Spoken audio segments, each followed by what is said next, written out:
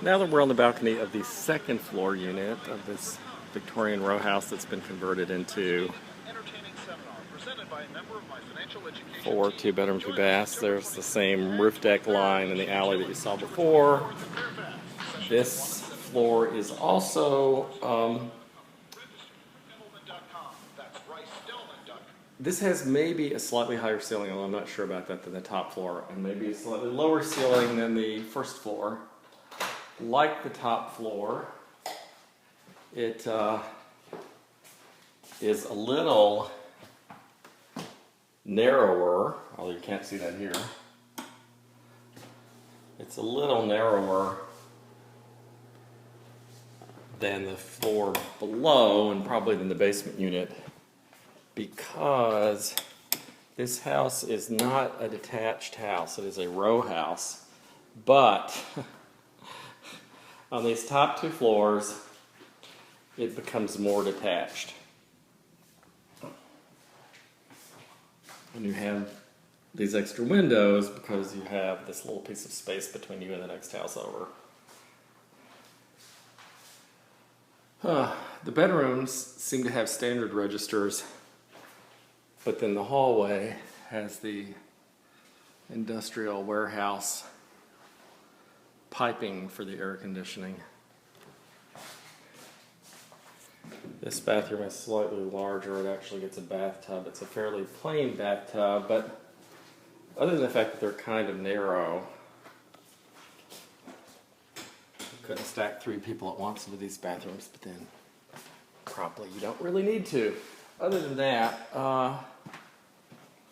the bathrooms are compact, but then the whole apartment's compact. Here's one element of how compact it is. Sorry, the lights are not really working here. I don't think they've got the electricity all established yet. So they all have fairly large kitchens, some with islands. You can refer to the other videos, and they all have the kitchen that everybody's wanted since the late 90s, with the stainless steel and the black silestone and the undermounted sink and the nice cabinets. But these 2 people, the top floor and this floor, have doors facing each other. As soon as you go through that other door for unit 4, you immediately go up some more stairs to the top floor. Anyway, this is the living room and the dining room. So basically, that's your living room area there, and this is your dining room area here. And that's how they get 2 bedrooms and 2 baths all on one floor in what's probably only 800 or 900 square feet. I'm sure it's under 1,000.